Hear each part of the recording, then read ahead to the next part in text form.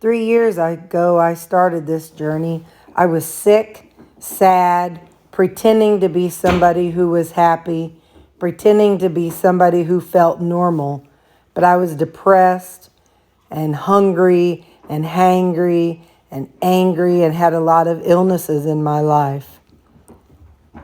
I used food as a binge to help fill the voids that I felt.